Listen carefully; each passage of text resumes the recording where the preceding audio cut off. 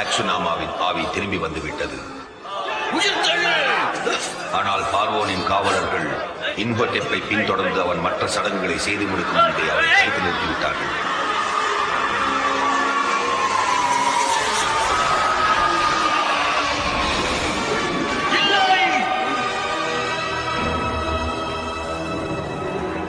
இம்ஹோடெப்பின் சீடர்களின் உடலின் துணியை சுற்றி அவர்களை உயிரோடு புதைத்தார்கள்.